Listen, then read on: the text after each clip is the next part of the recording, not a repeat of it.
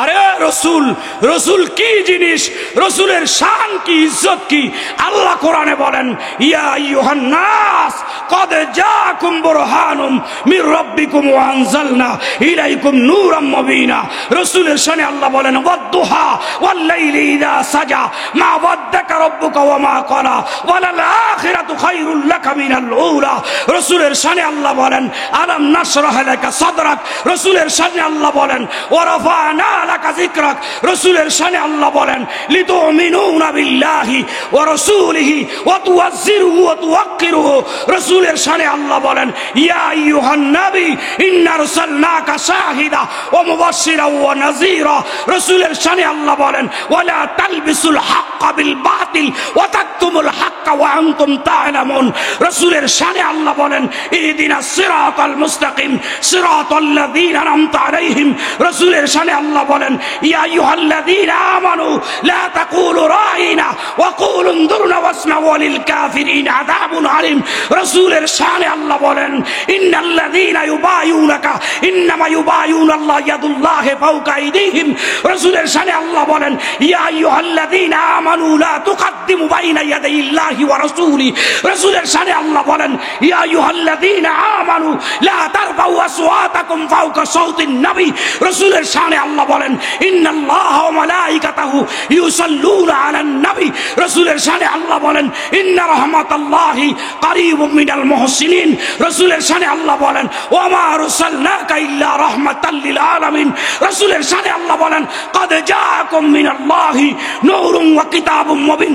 হাজারো আয়াত নাযিল করে রসুলের ইজ্জত ও হুরমত, ইজ্জত ও সম্মান, রসুলের মুজিজা আল্লাহ বয়ান করেছেন।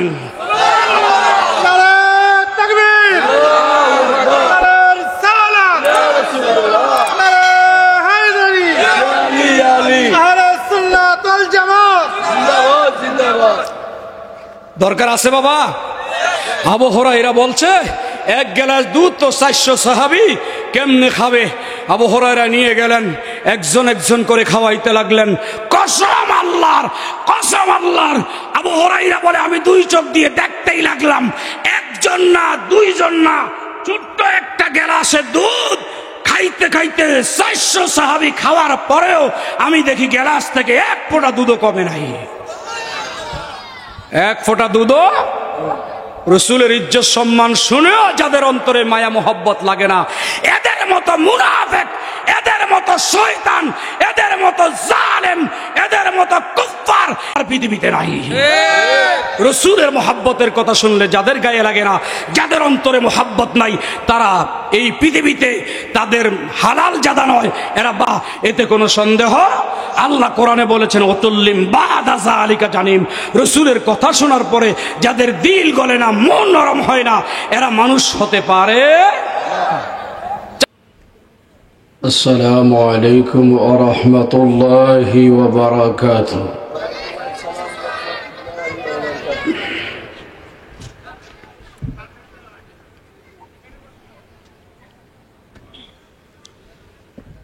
আলহামদুলিল্লাহ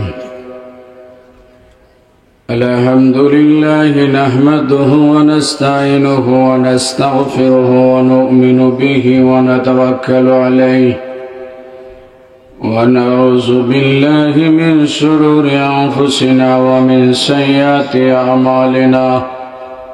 মান ইয়াহদিহিল্লাহু ফালা মুদিল্লা লাহু ওয়া মান ইউদ্লিলহু ফালা হাদিয়া লাহু। ونشهد أن لا إله إلا الله وحده لا شريك له ونشهد أن سيدنا محمدا عبده ورسوله أرسله بالحق بشيرا ونذيرا وداعيا إلى الله بإذنه وسراجا منيرا. أما بعد فأعوذ بالله من الشيطان الرجيم وبعزة بسم الله الرحمن الرحيم. ولله العزة ولرسوله وللمؤمنين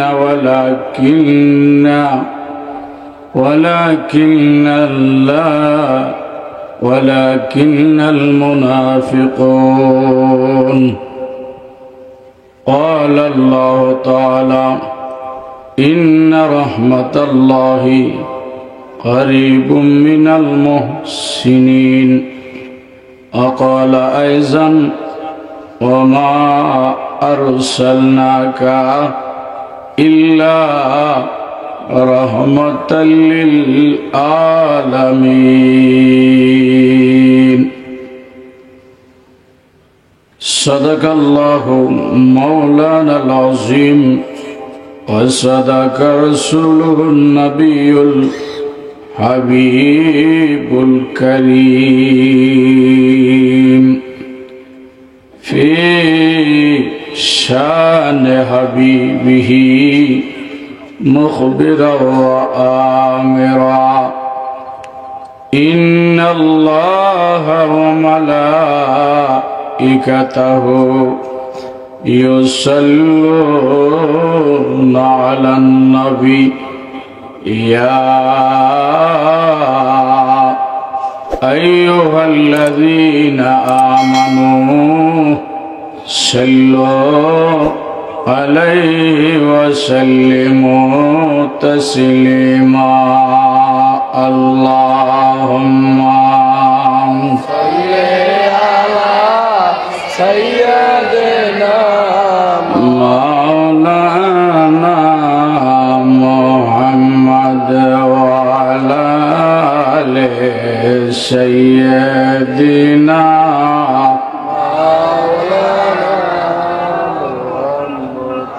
জোরে জোরে ফরদরদ বখিলামি কইর না। জোরে জোরে ফরদরদ বখিলামি কইর না। বখিলামি করলে ফরে দোজকে তার ঠিকানা। আল্লাহুম্মা সাল্লি আলা সাইয়্যিদিনা মাওলানা মুহাম্মদ ওয়া আলা সাইয়্যিদিনা মাওলানা ধন্য গয়া মেহনা মাগ ধন্য আপনার জিন্দগি। আপনার ঘরে তশরিফ আনলেন রহমাতাল লিল আলামিন। আল্লাহুম্মা সাল্লি আলা সাইয়্যিদিনা মাওলানা মুহাম্মদ ওয়া আলা আলি সাইয়্যিদিনা মাওলানা মুহাম্মদ। আল্লাহুম্মা সাল্লি আলা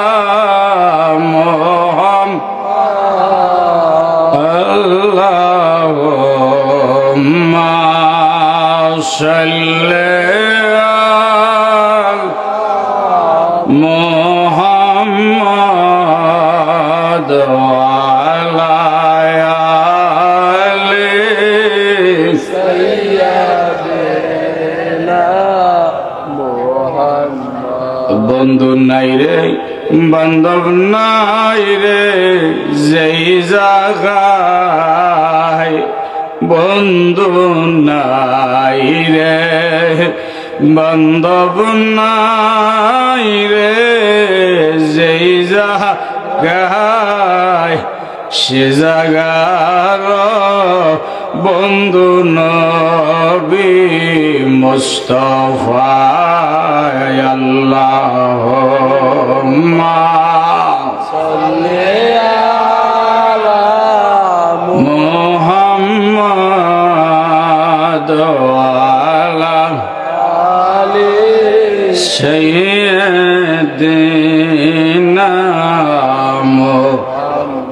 এই কবরেরই আযাব যদি দুনিয়ার কেউ দেখিত, কবরেরই আযাব যদি মানুষ দেখিত, গরবারে সারিয়া পাগল হইত। আল্লাহুম্মা সাল্লি আলা মুহাম্মাদ ওয়া আলা আলি সাইয়্যিদিনা। সব বন্ধ করে জবান খুলে বলেন ইয়া রাসূলুল্লাহ,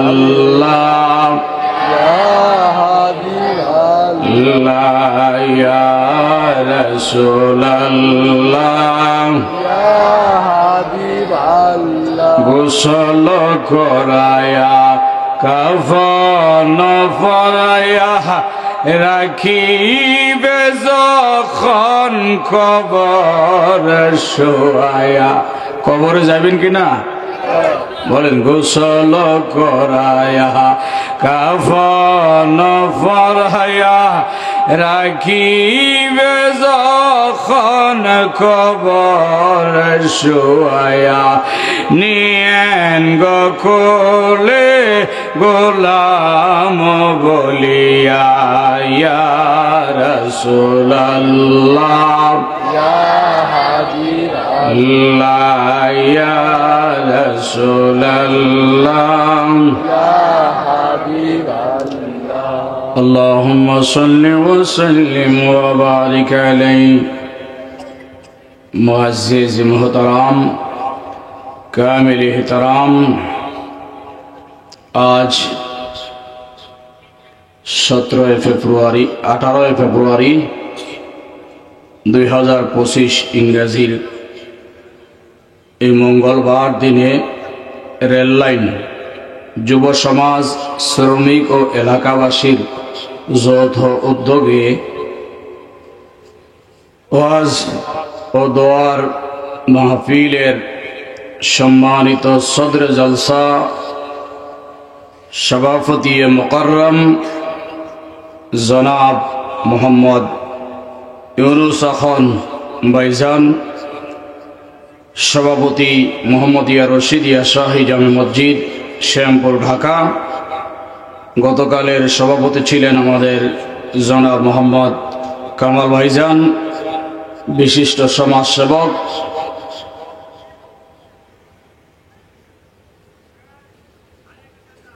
গতকালের যিনারা আলোচনা করেছেন আমাদের হুজুর আল্লামা মাওলানা মারুবিল্লাহ সিকি সাহেব, হযরত মাওলানা হাফেজ শাহিন কাদের সাহেব, খুসুসান যিনি আলোচনা করেছেন হযরত আল্লামা মাওলানা মুফতি জহুরুল ইসলাম আবিদি সাহেব। আজকে যিনারা আলোচনা করেছেন হযরত মাওলানা হাফেজ মোহাম্মদ ওমর ফারুক আশিকি। আমার আগেই যিনি আলোচনা করেছিলেন অত্যন্ত সুনির্দ কণ্ঠে আমার ভাই হুজুর আল্লামা মাওলানা মুফতি গাজী ফরিদউদ্দিন আল কাদরি বারাকাল্লাহু ফি হায়াতি, মুদারিস দারুল উলুম হাসানিয়া কামিল মাদ্রাসা নারিন্দা মুশরিকুল্লাহ। আজকের মাহফিলের যিনি প্রধান অতিথি হিসাবে আছেন আলহাজ জননেতা মোহাম্মদ তানভীর আহমেদ রবিন ভাই, বিশিষ্ট দানবীর ও সদস্য সচিব ঢাকা মহানগর দক্ষিণ বিএনপি। আল্লাহ ভাইজানের হায়াতের মধ্যে বরকত দান করুক, বলেন আমিন। অনেক অতিথি আছেন, সকলের নাম বলা সম্ভব হচ্ছে না। এখানে আমাদের স্টেজে উপস্থিত আছেন জনাব মোহাম্মদ সেলিম রেজা ভাই, যিনি আমার আগে বক্তব্য দিয়েছেন। আল্লাহ ভাইজানের হায়াতের মধ্যে বরকত দান করুক, বলেন আমিন। এইভাবে উলামায়ে কেরাম, বুজুর্গান দ্বীন, মুহিব্বানে আহলে বাইত, মুহিব্বানে খুলাফায়ে রাশিদা, যুবক ভাইরা, কুশিকাছা সোনামণিরা, পর্দার আলের মা বোনেরা, আমি আবারও আপনাদেরকে সালাম দিচ্ছি। আসসালামু আলাইকুম ওয়া রাহমাতুল্লাহি ওয়া বারাকাতুহু। ওয়ালাইকুম আসসালাম রাহমাতুল্লাহি ওয়া বারাকাতুহু। শুরুতেই শুকর গুজার করি মহান রব্বুল আলামিনের দরবারে, যেই রব্বুল আলামিন আমাদেরকে সুস্থ রেখে, সুস্থ এবং সবল শরীরে সমস্ত কাজ থেকে ফারেক হয়ে এই আজিমুশান যুবকদের আয়োজিত মাহফিলে উপস্থিত হওয়ার মতো তৌফিক যিনি দিয়েছেন, সেই খোদা লা ইলাহা ইল্লাল্লাহর দরবারে মোহব্বতের আওয়াজে উচ্চ কণ্ঠে জোরে সোরে একবার বলি আলহামদুলিল্লাহ। লক্ষ কোটি দুরুদ ও সালাম নবী এবং আলে নবীর উপর সাল্লাল্লাহু তাআলা আলাইহি ওয়া আলিহি ওয়া সাল্লাম। আল্লাহ আমাদেরকে আখিরি মুনাজাত পর্যন্ত, শেষ পর্যন্ত, তবরক দেওয়ার আগ পর্যন্ত বসে বসে কোরআন সুন্নাহর আলোচনা শোনা এবং বুঝার, আমল করার মতো তৌফিক দান করুক, বলেন আমিন। জোরে বলেন আমিন। আমি লম্বা আলোচনা করব না। আপনারা জানেন আমি যেই জায়গায় যাই এই জায়গায় অবস্থা এরকমই হয়, একবারে সবার শেষে দিবে, তখন আর আলোচনা করার মন মানসিকতা থাকে না। তো আজকে এই শ্যামপুর ওয়াসা গেটের এই রেল লাইনের যুবকরা যে মাহফিলের আয়োজন করেছে, এতে আপনারা খুশি না বেজার? যেই যুবকরা আজকে মাহফিল সাজাইলেন, আল্লাহ তাদেরকে নবীজির গোলাম হিসাবে কবুল করুক, বলেন আমিন। জোরে বলেন আমিন। একটু দুরূদ শরীফ পড়েন আবার, এরপর আমরা আলোচনা যাচ্ছি। আল্লাহুম্মা সাল্লি আলা সাইয়্যিদিনা মাওলানা মুহাম্মদ ওয়া আলা আলি মাওলানা মুহাম্মদ। 11:30 বাজছে। কয়টা বাজছে? আপনারা কি কিছু কথা বললে শুনবেন? কে কে শুনবেন একটু হাত তোলেন তো। অনেকে হাসে, অনেকে আবার হাত তোলেই নাই, দু একজন বেরিয়েছে। যারা হাত তোলে নাই, হ্যাঁ গো, হাত কিন্তু আর তুলতে পারবেন না জীবনে, এই কয়ে দিই। হাত তোলেন, দোনো হাত তোলেন, হাতের তালু আমার দিকে দেন। যে যেই জায়গায় আছে ওই জায়গাতেই হাত তোলেন। আল্লাহ তুমি দেখে রাখো মাহফিলে দোয়া কবুল হয়, যেটা হাত তুলবো না ওই যেন আর হাত তুলতে না পারে। একটা কাশ দেন, কাশ একটা। নারায় দেন আমার সাথে, নারায়ে তাকবীর। পিছনের মানুষগুলা মুখেই খোলে নাই, যেটা জবান খুলবো না ওর জবান বন্ধ হয়ে যাবে চিরতর। আওয়াজ জোরে দেবেন, পিছনে সামনে সবাই একসাথে মিলে নারায়ে তাকবীর, নারায়ে রিসালাত, নারায়ে রিসালাত, নারায়ে হায়দারি, নারায়ে হায়দারি, নারায়ে গাউসিয়া, আহলে সুন্নাত ওয়াল জামাত। যুব কমিটি, যুব কমিটি, হাত নামান। কি দুই সাইডে কথা বললে শুনবেন আপনারা? বাবা এদিকে তাকান। আজকে মরে গেলে কালকা 2 দিন, আজকে মরে গেলে কালকা 2 দিন, কেউ কারো হবে না। ময়রা দেখেন, বিশ্বাস হয় না? ময়রা দেখেন, মরে দেখেন, আপনার জানাজার খাট সামনে রাইখাই মানুষ খাবার খায়, খায় কি খায় না? কথা কয় না। আপনার বন্ধুকে জিজ্ঞাসা করেন, ভাইকে জিজ্ঞাসা করেন, বাবাকে জিজ্ঞাসা করেন, দাদাকে জিজ্ঞাসা করেন, জানাজার খাটে আপনাকে রাখা হয়েছে, ওই সময়ও মানুষ খাবার খায়। এর মানে কি দুনিয়ার কেউ আপনার আপন? বলেন, দুনিয়ার কেউ আপনার আপন? আপনার যিনি আপন হবেন আল্লাহ এবং আল্লাহর রসুল, আল্লাহ এবং আল্লাহর রসুল। যিনারা আপন হবেন তাদের মোহব্বত অন্তরে রাখা দরকার আছে না নাই? কথা কয় না, দরকার আছে না নাই? আল মাউতু হাক্কুন, মৃত্যু সত্য নাকি মিথ্যা? কেউ থাকতে পারছে দুনিয়ায়? মৃত্যু সত্য।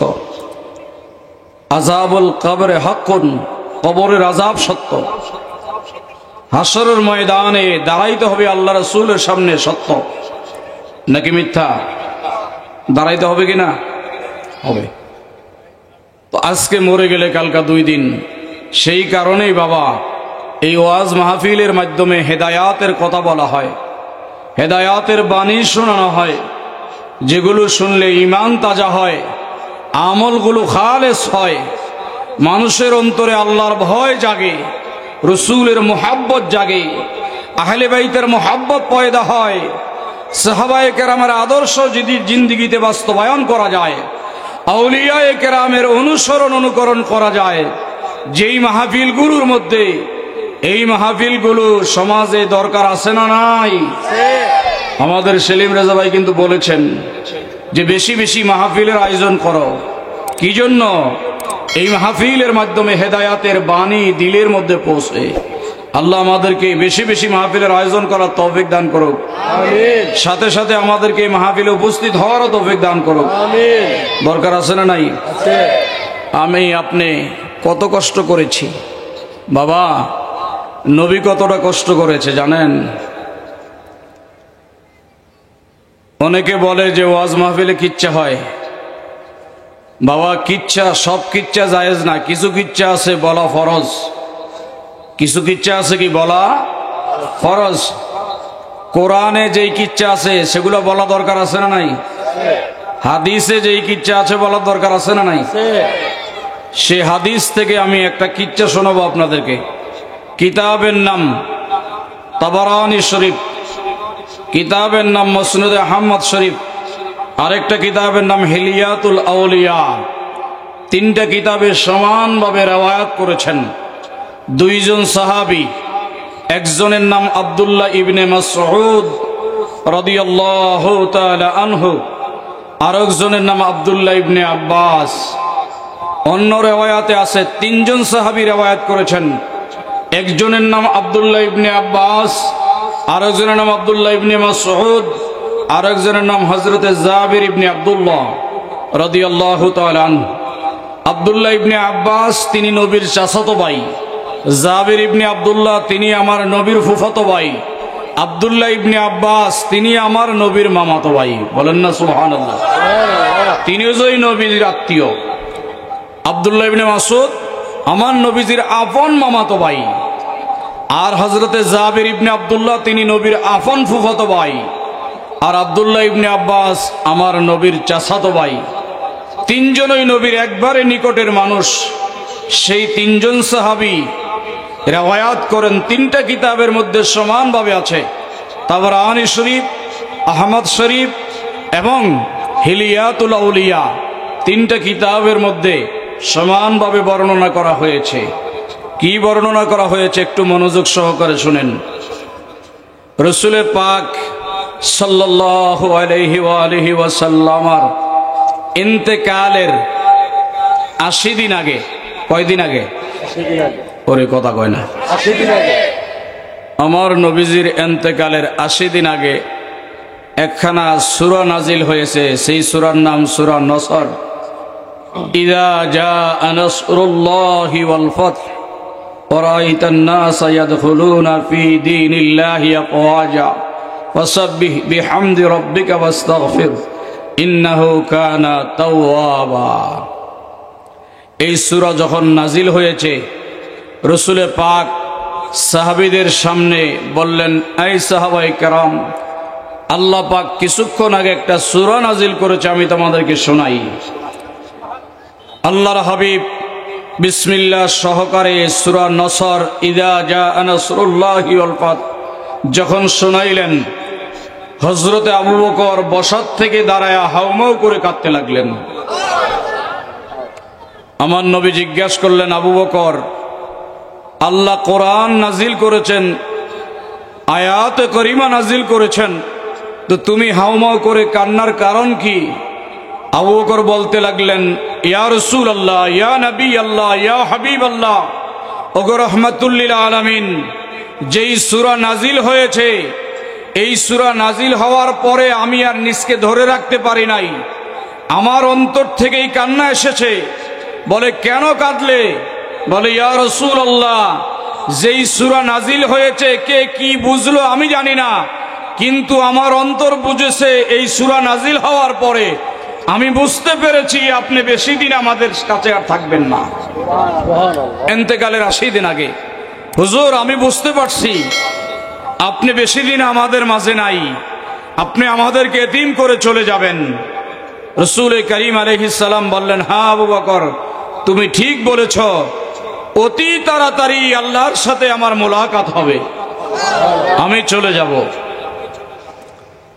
এই আয়াতে কারিমা শোনায়া রাসূল করিম ঘোষণা দিলেন, আমি তোমাদের সাথে চলা ফেরা, উঠা বসা, খাওয়া দাওয়া যা কিছু করেছি, এই ক্ষেত্রে তোমাদের সাথে আমার আচার আচরণ কেমন হয়েছে সেটা তোমরা একটু বলো। সমস্ত সাহাবায়ে কেরাম, শিক্ষণীয় ঘটনা হাদিসে পাকের মধ্যে আছে, সমস্ত সাহাবায়ে কেরাম দাঁড়ায়া এক বাক্যে সাক্ষী দিয়েছেন, ইয়া রাসূলুল্লাহ, আপনার আচরণের দ্বারা জীবনে আমরা কোনোদিন কষ্ট পাই নাই। আপনার আচরণের দ্বারা আমরা কোনোদিন কষ্ট পাই নাই। আপনার আখলাক থেকে, আপনার চরিত্র থেকে, আপনার আচরণ থেকে, আপনার চলাফেরা দ্বারা, আপনার খাওয়া দাওয়া দ্বারা, আপনার যা কিছু আছে সব কিছু থেকে আমরা সাহাবায়ে কেরাম জান্নাতের রাস্তা পেয়েছি ইয়া রাসূলুল্লাহ।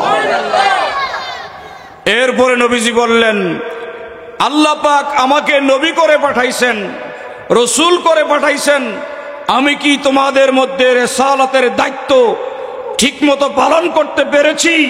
সমস্ত সাহাবায়ে কেরাম বললেন, হ্যাঁ ইয়া রাসূলুল্লাহ, আপনি আপনার নবুয়ত ও রিসালাতের দায়িত্ব ঠিক মতো পালন করেছেন, এটা আমরা সবাই সাক্ষ্য দিলাম, এবং আমাদের মা বাবা আপনার উপরে কোরবান করলাম ইয়া রাসূলুল্লাহ। আপনি আপনার নবুয়ত ও রিসালাতের দায়িত্ব পালন করতে গিয়ে চুল তিল পরিমাণ, আপনি চুল তিল পরিমাণও হেরফের করেন নাই, এদিক সেদিক করেন নাই। মা ইয়ান্তিকু আনিল হাওয়া ইন হুয়া ইল্লা ওয়াহয়ুহা, হুজুর আল্লাহ যা বলেছে আপনি আমাদের মাঝে তাই বলেছেন, আল্লাহ যা বলেছে তাই বলেছেন, এর বাহিরে আপনি কিছুই বলেন নাই। এরপরে নবীজি বলতে লাগলেন, তোমাদের সাথে উঠা বসা করতে গিয়ে আপনারা কি কখনো মৃত্যুর আগে এইভাবে বলেছেন মানুষকে? কথা বলেন না। অথচ যিনি জান্নাতের মালিক, যেই নবীকে আল্লাহ জান্নাতের মালিক বানাইছেন, তিনি ইন্তেকালের 80 দিন আগে সবার কাছ থেকে ক্ষমা চেয়ে নিচ্ছেন, শিক্ষা দিয়ে গেলেন উম্মতকে, কাউকে কষ্ট দিয়ে দুনিয়ার থেকে যায়ও না, কারো অন্তরে যদি কষ্ট দিয়ে দুনিয়ার থেকে বিদায় হও তাহলে তোমার অবস্থা ভালো হবে, শিক্ষা দিয়ে গেলেন রসুল। এরপরে রসুল বলতে লাগলেন যে তোমরা আমার কাছে যদি কিছু পাওনা থাকো বলো, আমি সেটা পরিশোধ করব, আর আমি যদি কারো কাছ থেকে পেয়ে থাকি তোমরা আমার হক আমাকে ফিরিয়ে দাও। এইভাবে বলতে বলতে রসুল পাক 40টার উপরে বয়ান করলেন সূরা নসর নাজিল হওয়ার পরে, ইজাজা সূরা নাজিল হওয়ার পরে। বয়ান করার পরে একজন সাহাবী, এই হাদিস একটা হাদিস, একজন সাহাবী নাম হচ্ছে ওকাশা রাদিয়াল্লাহু তাআলা আনহু, তিনি দাঁড়ায় বললেন, ইয়া রাসূলুল্লাহ, যুদ্ধের ময়দানে আপনি একদিন আমার পিঠের মধ্যে 3টা বেতের আঘাত করেছিলেন। আমার কথা নয়, তাবরানী শরীফ হিলিয়াতুল আউলিয়া পড়ে দেখবেন, এটা তাসাউফের কিতাব। মুসনাদে আহমদ শরীফের মধ্যে হাদিস, ওকাশা রাদিয়াল্লাহু তাআলা আনহু দাঁড়ায় বললেন, ইয়া রাসূলুল্লাহ, আপনি যুদ্ধের ময়দানে আমার পিঠের মধ্যে 3টা আঘাত করেছিলেন। ইয়া রাসূলুল্লাহ, নবীজি, আমি আমার এই ঋণের পরিশোধ নিতে চাই, আমি এটা নিতে চাই। আপনি যদি অনুমতি দেন আমি এটা ঋণ পরিশোধ করে দিতে চাই। বলে কেমনে? বলে ইয়া রাসূলুল্লাহ, আপনি যেমন 3টা আঘাত করেছেন আমার পিঠে, আমিও আপনার পিঠ মুবারকের মধ্যে 3টা আঘাত করব। হাদিসে পাক খেয়াল করেন। রসুল বললেন দেরি করো না, তাড়াতাড়ি আমার লাঠিটা নিয়ে আসো। লাঠি ছিল হজরতে খাতুনে জান্নাত মা ফাতেমাতুজ জাহরার ঘরে। দৌড়ায় এক সাহাবী গেলেন, নাম হচ্ছে হজরতে তালহা রাদিয়াল্লাহু তাআলা আনহু। তিনি গিয়ে বললেন খাতুনে জান্নাত, সৈয়দা লাঠিটা দাও। বলে কেন? বলে আল্লাহর হাবিব সাল্লাল্লাহু আলাইহি ওয়া আলিহি ওয়াসাল্লাম যুদ্ধের ময়দানে ওয়াকাশাকে 3টা আঘাত করেছিলেন। আল্লাহর রসুল বলেছিলেন কার কি পাওনা আছে আদায় করে নাও। ওয়াকাশা রাদিয়াল্লাহু তাআলা আনহু 3টা বেতের আঘাত খেয়ে সেটা আজকে পরিশোধ করতে চাচ্ছেন। হযরতে খাতুনে জান্নাত পরেশান হয়ে গেল, দৌড়ায় বললেন হে হাসান, হে হুসাইন, তোমরা চলে যাও, আমার বাবার পিঠে আঘাত করবে এটা ফাতেমা মেনে নিতে পারে না। তোমার নানার পিছনে তোমরা দাঁড়ায় যাও। এ হাসান, এ হুসাইন, গিয়ে ওয়াকাশাকে বলো যে ওয়াকাশা, আমার নানার এই বাড়ির পরিশোধ আমাদের পিঠে লাগায়া দাও, আমার নানার পিঠে তোমরা আঘাত করিও না। ইমামে হাসান হুসাইন ঘর থেকে বাহির হয়ে আসলেন, নবী মুস্তাফার দরবারে গেলেন। শুধু ওয়াজ শুনলে হবে না, ঋণ পরিশোধ করা কত বড় কর্তব্য এবং দায়িত্ব। ঋণ পরিশোধ করা কত বড় কর্তব্য এবং দায়িত্ব, এটা বুঝে নিবেন। খোদ রাসূলুল্লাহ বলতে লাগলেন, যার যা পাওনা আছে নিয়ে নাও, আর আমি পাওনা থাকলে হক ফিরিয়ে দাও। আজকে তো এগুলো নাই, সমাজে আছে। কতজন কত মানুষের মাথায় বাড়ি দেয়, কত হক নষ্ট করে, একদিনও চিন্তা করে নাই যে আমি মরে যাব। রিক্সা ভাড়া ঠিক মতো দেয় না, সেলুনে চুল কাটতে যায় ঠিক মতো পয়সা দেয় না, দোকানদারের কাছে সদাই কিনে ঠিক মতো দেয় না। এরকম আছে না নাই? কথা কয় না? আছে, আছে না মানুষ? কিন্তু যেই মানুষটা এই কাজ করে আল্লাহর দরবারে তার দাঁড়াইতে হবে কি হবে না? হবে না? দাঁড়াইতে হবে। লাঠিটা এনে ওয়াকাশার হাতে দিলেন। আবু বকরের মতো আফজালুস সাহাবা, জলিলুল কদর সাহাবা দাঁড়ায় গেলেন। এ ওয়াকাশা, আমি পিঠ পেতে দিলাম, রাসূলুল্লাহর মুবারক পিঠে আঘাত করো না। সেই ঋণ আবু বকরের পিঠে বাড়ি লাগায় আদায় করে নাও। উমরের মতো সাহাবা দাঁড়ায় গেলেন। একজন না, দুইজন না, শত শত সাহাবায়ে কেরাম দাঁড়ায় বললেন, রাসূলের মুবারক পিঠে আঘাত করো না, আমাদের পিঠে আঘাত করে ঋণ পরিশোধ করো, নিয়ে নাও তোমার হক। ওয়াকাশা মানতে রাজি না। না, রসুল নিজে হাতে আমাকে বাড়ি দিয়েছেন, আমিও নিজ হাতে রসুলের মোবারক পিঠে বাড়ি দিব। আল্লাহ রসুল বললেন, আবু বকর বসে যাও, উমর বসে যাও, উসমান বসে যাও, আলী তালহা বসে যাও, সবাই বসো। ওয়াকাশা দাও, আমি পিঠ মোবারক আগায় দিলাম, 3টা বাড়ি দিয়ে দাও। বলতে লাগলেন, ইয়া রাসূলুল্লাহ, আপনি যখন আমাকে বাড়ি দিয়েছিলেন তখন আমার পিঠ খালি ছিল, গায়ে কিছু ছিল না, খালি পিঠ ছিল। ইয়া রাসূলুল্লাহ, আমি আপনাকে বাড়ি দিব তো জুব্বার উপর দিয়ে, কাফার মোবারকের উপর দিয়ে বাড়ি দিতে পারবো না। আমাকে যেমন খালি পিঠে আঘাত করেছেন তেমন আমি আপনাকেও খালি গায়ে আঘাত করতে চাই। রাসূল করিম বললেন, তাহলে চলে আসো ঘরের মধ্যে। ঘরের মধ্যে গিয়ে হাবিবে পাক সাল্লাল্লাহু আলাইহি সাল্লাম জুব্বা খুলে দিলেন আর বললেন, ওয়াকাশা তাড়াতাড়ি করে 3টা বাড়ি মেরে দাও। ওয়াকাশা লাঠি ফেলে দিয়ে দৌড়ায় গিয়ে হুজুরের যেই পিঠ মুবারকের মধ্যে মোহরে নবুয়ত, সেই মোহরে নবুয়তের মধ্যে চুমু খেয়ে ফেললেন। আর জড়ায় ধরে বললেন, ইয়া রাসূলুল্লাহ, আসলে আপনাকে বাড়ি দেওয়া আমার উদ্দেশ্য নয়, আপনাকে আঘাত করা আমার উদ্দেশ্য নয়। ইয়া রাসূলুল্লাহ, আপনি দো জাহানের বাদশা, আপনাকে না বানাইলে আল্লাহ কিছুই বানাইতেন না। আপনার কারণে নামাজ পেলাম, আপনার কারণে রোজা পেলাম, আপনার কারণে হজ পেলাম, আপনার কারণে দাড়ি পেলাম, টুপি পেলাম, জুব্বা পেলাম, আরাফা পেলাম, মিনা পেলাম, মুজদালিফা পেলাম, আপনার কারণে কাবা পেলাম, আপনার কারণে ঈমান পেলাম, আপনার কারণে জান্নাতে যাওয়ার রাস্তা পেলাম, আপনার কারণে খোদাকে চিনলাম। ইয়া রাসূলুল্লাহ, আপনার কাছে আমরা ঋণ পাই না, বরং আপনি আমাদের কাছে পান, সেই হক আমরা আদায় করতে পারবো না। ইয়া রাসূলুল্লাহ, এটা ছিল আমার বাহানা। মূলত আপনার পিঠ মুবারকে যে মহরে নবুয়ত, ওই খতমে নবুয়ত, মহরে নবুয়তের মধ্যে জীবন ভর আশা ছিল একটা চুমু করব, সুযোগ পাই নাই। ইয়া রাসূলুল্লাহ, আজকে বাহানা ধরে আপনার মহরে নবুয়তের মধ্যে চুমু খেয়ে নিলাম। আমার নবী বাহিরায় ঘোষণা দিলেন, সাহাবায়ে কেরাম, যদি জান্নাতি লোক দুনিয়ায় দেখতে চাও তাহলে ওকাশাকে দেখে নাও। সেই রসুলের মহব্বত দরকার আছে না নাই? কথা বলেন না, দরকার আছে না নাই? এইভাবে সাহাবায়ে কেরাম মহব্বত করতেন, এইভাবে মহব্বত করতেন, ভালোবাসতেন।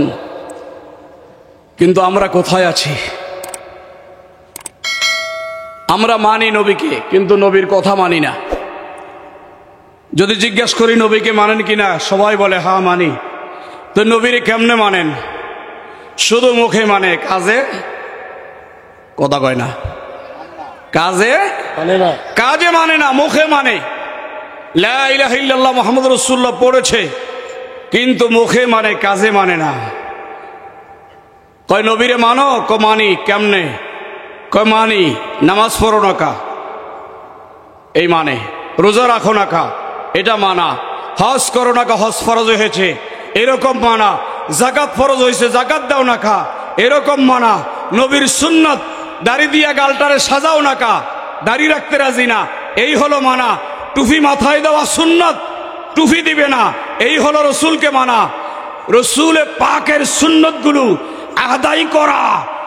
আল্লাহ রসুল বলেছেন, ক্বালান নাবিয়্যুহি ওয়া আলিহি ওয়া সাল্লামা মান তামাসসাকা বিসুন্নতি ইনদা ফাসাদি উম্মতি ফালাহু আজরু মিয়াতা শাহীদিন, রাওয়াহু তিরমিজি ও ইবনে মাজাহ, নাকালহু ফিল মিশকাত। রাসূল কারীম বলে, এ আমার উম্মতেরা, ফিতনা ফাসাদের জিন্দেগিতে যেই সময় একজন আরেকজনকে ইজ্জত দিবে না, ছোটরা বড়দেরকে ইজ্জত দিবে না, বড়রা ছোটদেরকে স্নেহ করবে না, কাটাকাটির জমানা, রাহাজানি, ফিতনার যুগ আরম্ভ হয়ে যাবে। ওই ফিতনার জিন্দেগিতে তুমি যদি আমি রসুলের পাকের একটা সুন্নতকে আদায় করতে পারো, রসুলের একটা সুন্নতকে যদি দাগ দিয়ে কামড়ায় ধরতে পারো, তাহলে সাথে সাথে তোমার আমলের মধ্যে 100 শহীদের সওয়াব দেওয়া হবে। একটা সুন্নতে কত সওয়াব বলেন না? 100 শহীদের সওয়াব। কেমন শহীদ? বলে রসুলের যুগে, রসুলের সাথে উঠা বসা করে, রসুলের সাথে নামাজ পড়েছে, রসুলের সাথে রোজা রেখেছে, রসুলের সাথে হজ করেছে, রসুলের সাথে থাইকা যাকাত দিয়েছে, রসুলের সাথে ইফতার করেছে, রসুলের সাথে সাহারি করেছে, রসুলের সাথে যুদ্ধের ময়দানে গিয়েছে। এই রকম কষ্ট করে যুদ্ধের ময়দানে দ্বীন ও ইসলামের জন্য, কোরআনের জন্য, নবীর জন্য শহীদ হয়েছে। এই রকম 100 গলা কাটা শহীদের সওয়াব শুধু একটা সুন্নত আদায়ের জন্য। আর আজকে সুন্নতের দ্বার দাঁড়ি না।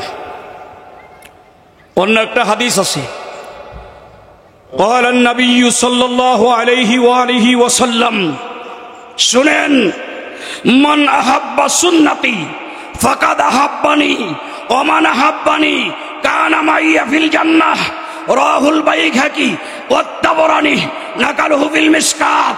আল্লাহর হাবিব বলেন, এই আমার উম্মতেরা, তোদের মধ্যে যে আমার একটা সুন্নতকে মহব্বত করবে, যে আমার সুন্নতকে ভালোবাসে, যে আমার সুন্নতকে ভালোবাসে, যে আমার দাড়িকে ভালোবাসে, যে আমার টুপিকে ভালোবাসে, যে আমার বাবরি চুলকে ভালোবাসে, যে আমার জুব্বাকে ভালোবাসে, যে পাগড়িকে ভালোবাসে, যে মেসওয়াক করাকে ভালোবাসে, যে আমার সুন্নতগুলোকে ভালোবাসে, সে যেন আমার সুন্নত ভালোবাসে না, সে আমি নবীকেই ভালোবাসে।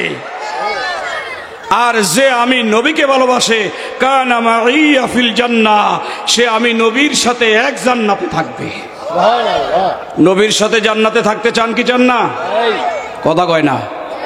জান্নাতে থাকতে চান? তাহলে নবীর সুন্নতকে মহব্বত করা দরকার আছে না নাই? নাকি দরকার নাই? শুধু তাই না, শোনেন, রসুল পাক বলেন, قال رسول الله صلى الله عليه وآله وسلم كل أمتي يدخلون الجنة إلا من أبى قيل من أبى قال من أطاعني دخل الجنة ومن عصاني فقد أبى رواه البخاري ومسلم نقله في المشكات। বুখারী আছে, মুসলিমের মধ্যে আছে, ইবনে মাজার মধ্যে আছে, এরপরে তিরমিজির মধ্যে আছে, মুসনাদে আহমদের মধ্যে আছে, মুসনাদে আবু ইয়ালার মধ্যে আছে, ফতোয়া শামির মধ্যে আছে, ফতোয়া আলমগীরের মধ্যে আছে, বাহরুর রায়েকের মধ্যে আছে, মারাকিল ফালার মধ্যে আছে, ফতোয়া হাসানুল হিন্দের মধ্যে আছে, ফতোয়া রেজবির মধ্যে আছে, ফতোয়া কাজী খানের মধ্যে আছে, জাহিরুর রবায়াহ 6 কিতাবের মধ্যে আছে। রাসূল পাক বলেছেন কুল্লু উম্মতি ইয়াদখুলুনাল জান্নাহ, আমার সমস্ত উম্মতরাই জান্নাতে যাবে, আমার সমস্ত উম্মতরাই জান্নাতে যাবে, আমার সমস্ত উম্মতরাই জান্নাতে যাবে, তাদেরকে ছাড়া সমস্ত উম্মতরা জান্নাতে যাবে। সাহাবায়ে কেরাম দাঁড়ায় আরজ করলেন, ইয়া রাসূলুল্লাহ, একবার বললেন আপনার সকল উম্মতরা জান্নাতে যাবে, আবার বললেন তাদেরকে ছাড়া জান্নাতে যাবে কারা আর যাবে না কারা? রাসূল পাক বললেন মান আতানি, যারা আমার অনুসরণ করে, যারা আমাকে ভালোবাসে, যারা আমার অনুসরণ করে আমাকে ভালোবাসে তারা জান্নাতে যাবে। ওমান আসওয়ানি, যারা আমার নাফরমানি করে, আমার সুন্নতের খেলাফ করে তারা জাহান্নামে যাবে। এই জন্য জান্নাতে যাওয়ার রাস্তাই হচ্ছে রাসূলুল্লাহর মহব্বত, রাসূলুল্লাহর অনুসরণ, আর জাহান্নামের রাস্তা হচ্ছে রাসূলুল্লাহকে মহব্বত না করা, রাসূলুল্লাহর শানে নাফরমানি করা, রাসূলের শানে গুস্তাখি করা, রাসূলকে কটূক্তি করা, রাসূলকে গালি দেওয়া, এগুলো রাসূলের সাথে নাফরমানি। যারা রাসূলের সাথে গুস্তাখি করে তারা জাহান্নামে যায়, আর যারা রাসূলকে মহব্বত করে তারা জান্নাতে যাবে। সুবহানাল্লাহ। তাহলে মহব্বত করা দরকার আছে না নাই? এই নবীকে মহব্বত করা দরকার আছে না নাই? কোথায় মহব্বত? আজকে মহব্বত নাই, ভালোবাসা নাই। ইয়া রাসূলুল্লাহ লা ইয়া রাসূলুল্লাহ হাবিবাল্লাহ ইয়া রাসূলুল্লাহ ইয়া হাবিবাল্লাহ। কই যদি নবী গো দিদার আপনার মৌতের কষ্ট থাকবে না আমার, কই যদি নবী গো দিদার আপনার মৌতের কষ্ট থাকবে না আমার, দিয়েন গো দেখা দয়া করিয়া, দিয়েন গো দেখা দয়া করিয়া, ইয়া রাসূলুল্লাহ ইয়া হাবিবাল্লাহ ইয়া রাসূলুল্লাহ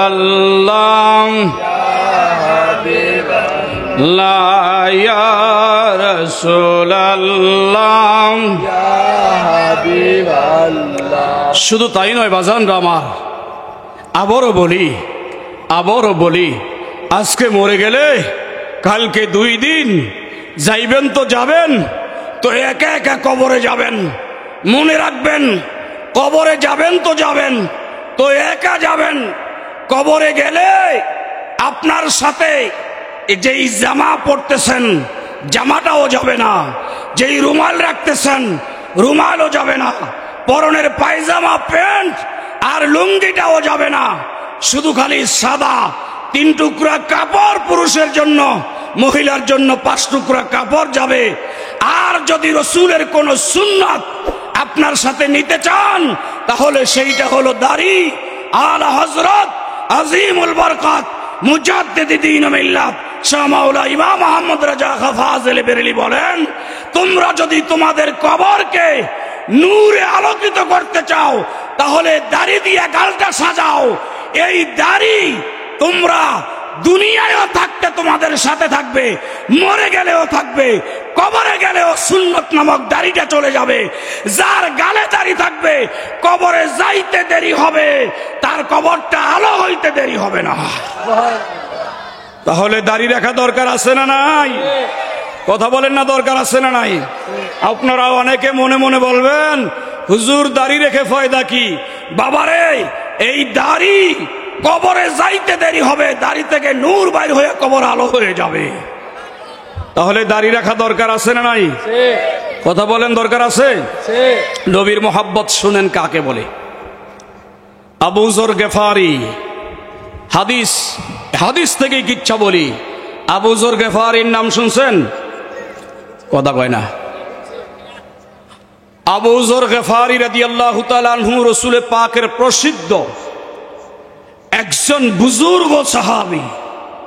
আবু যর গেফারির ব্যাপারে রাসূল পাক বলেছেন, এ আমার উম্মতেরা, আবু যর গেফারি যেই রাস্তা দিয়ে হাঁটে, ওই রাস্তার মধ্যে আল্লাহ পাক ফেরেশতা দিয়া বিছানা বিছায়া দেয়, বেহেশতের গালিচা বিছায়া দেয়।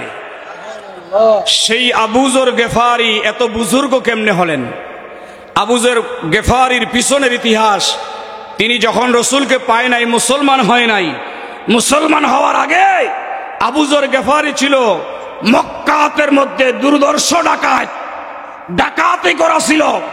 তার ওই গেফার গোত্রের তিনি ডাকাতের সর্দার ছিলেন, ডাকাতি করাইতেন, তিনি কুরসিতে বসে থাকতেন, তার হুকুমে মানুষ ডাকাতি করত। ডাকাতি করে 4 ভাগ করে 3 ভাগ আবু যর গেফারিকে দিতেন, 1 ভাগ যারা ডাকাতি করত তারা নিত। যেই ডাকাতের সর্দার আবু যর গেফারি, সেই ডাকাতের সর্দার এক সময় রাস্তা দিয়ে হাঁটলে ফেরেশতারা জান্নাতের গালিচা বিছায়া দেয়। কিসের কারণে? এটা আমার নবীর মোহাব্বতের কারণে, আমার নবীকে মেনে নেওয়ার কারণে। ইতিহাস পড়ে দেখেন, ডাকাতের সর্দার তিনি, তখনও রসুলের সাথে সাক্ষাৎ হয় নাই, দেখা হয় নাই আবু যর গেফারির। তিনি কি করলেন? একদিন ঘুমের মধ্যে তিনি স্বপ্নে দেখলেন তার সামনে নূরের একটা সূরাত দাঁড়ায় রয়েছে, নূরের একটা সূরাত দাঁড়ায় রয়েছে। এই নূরানি সূরাত দেখে তিনি অবাক হয়ে গেলেন যে এই লোক কে হতে পারে। ওই নূরানি সূরাত থেকে আওয়াজ আসছে, আবু যর গেফারি, আর কতদিন ডাকাতি করবা, আর কতদিন ডাকাতি করাইবা? এখনো কি সময় হয় নাই আমার কাছে আসার? চলে আসো আমার কাছে। তিনি ঘুম থেকে উঠে অস্থির হয়ে গেলেন, আমি কি দেখলাম? মহান মালিক কি চাচ্ছেন? আমি আজকে 40 বছর যাবত ডাকাতি করে আসছি, ডাকাতি করাইতেছি, এটা কি দেখলাম? ঘুম থেকে উঠে তিনি তার বাড়ির পাশে দিয়ে মক্কাবাসী কাফেলা নিয়ে যায়। এক কাফেলা বণিকের সাথে তার সাক্ষাৎ হয়ে গেল। তিনি তার সাথে আলাপ করলেন, তিনি গল্প শোনাইলেন, কাহিনী শোনাইলেন। কিচ্ছা শোনানোর পরে একটা কারগুজারি শোনাইলেন, আবু যর গেফারি, তুমি কি জানো মক্কাতুল মুকাররমায় আজ থেকে কয়েক বছর আগে মুহাম্মদ সাল্লাল্লাহু আলাইহি ওয়াসাল্লাম নামে একজন মানুষ, তিনি নিজকে নবী দাবি করেন, রসুল দাবি করেন। তিনি বলেন আল্লাহ এক, লা শারিক, কেউ শরীক নাই। তিনি নাকি আল্লাহর রসুল হয়ে আসছেন, নবী হয়ে আসছেন। এই কথা কারগুজারি তিনাকে শোনাইলেন। শোনানোর পর আবু যর গেফারি অস্থির হয়ে গেলেন, এই লোকের সাথে আমি কিভাবে সাক্ষাৎ করব? আবু যর গেফারি তার ছোট ভাইকে ডাকলেন, ছোট ভাইকে ডেকে বললেন, ভাই, তোমাকে আমি মক্কায় পাঠাবো একটা কাজে। এই নামে একজন লোক আছে, তিনি নাকি নবুয়ত ও রিসালাতের দায়িত্ব নিয়ে আসছেন, নবুয়তের রিসালাতের দায়িত্ব যেহেতু নিয়ে আসছেন, তুমি যাইবা, ওই লোককে খুঁজে বাইর করবা, বাহির করে কি বলে সেই কারগুজারি আবার আমাকে শোনাইবা। তিনি তাকে পাঠাইলেন, মক্কায় গেলেন। অনেক চেষ্টা করেও 1-1.5 মাসে আমার হুজুরকে খুঁজে পাইলেন না, কথাও বলতে পারলেন না। তিনি চলে আসছেন, আইসা বললেন, ভাই, আমি তাকে খুঁজে পাই নাই, আমার সাথে সাক্ষাৎ হয় নাই। আবু যর গেফারির মন তো স্থির, রাতে কি দেখলাম, ওই লোককে কোথায় পাওয়া যাবে? বললেন, ভাই, তুমি এই কাফেলা, তুমি আমাদের এই মহল্লা পাহারা দাও, আমি যাব। আবু যর গেফারি শব্দবেশে বাহির হয়ে গেলেন, মক্কাতুল মুকাররমায় গেলেন। তিনি মক্কায় গিয়ে কাবা শরীফের সামনে অপেক্ষায় থাকেন কতক্ষণ যেই নুরানি সুরত দেখেছে কতক্ষণ সামনে আসবে তিনি ওখানে দাঁড়ায় অপেক্ষা করেন। একদিন, 2 দিন, 3 দিন চলে গেছে, কাউকে তিনি খুঁজে পান না, কারো কাছে জিজ্ঞাসা করতে পারেন না। এমত অবস্থায় 4র্থ দিনে তিনি কাবার মাহতাবের মধ্যে ঘুমায় আছেন, সেহেনের মধ্যে ঘুমায় আছেন। এই অবস্থায় তিনি দেখতে লাগলেন যে হঠাৎ করে একজন লোক তার সামনে দিয়ে আসতেছে। তিনি আস্তে আস্তে তার সামনে এসে গেলেন। আসার পরে তিনি জাগ্রত করলেন, জাগ্রত করে জিজ্ঞাসা করতে লাগলেন, ভাই আপনি কে? বলে আমি গেফার গোত্রের লোক, আমার নাম আবু যর গেফারি। বলে আপনি এখানে কি করেন? বলে আমি কি করি এইটা আপনার কাছে বলবো, কিন্তু আপনি কারো কাছে বলতে পারবেন না। বললেন ঠিক আছে তুমি বলো, আমাকে তো তুমি চিনো না, আমার নাম কি জানো? বলে না। বলে আমার নাম হচ্ছে আলী, আমার বাবার নাম আবু তালিব। তুমি যদি 3 দিন এখানে ঘুরতেছো, যদি আজকে চাও 4র্থ দিনে আমার বাড়িতে মেহমান হইতে পারো। আবু যর গেফারি মাওলা আলীর বাড়িতে চলে গেলেন, সারা রাত থাকলেন। মাওলা আলী মেহমানদারি করলেন। মাওলা আলীও কিছু জিজ্ঞেস করেন নাই, উনিও খুলে কিছু বলেন নাই। প্রথম দিন চলে গেছে, এরপরে 2য় দিনও মাওলা আলী তাকে নিয়ে গেলেন, ওই দিনও কিছু বলেন নাই। 3য় দিন নিয়ে গেলেন, ওই দিনও কিছু বলেন নাই। এই 6 দিন চলে গেল।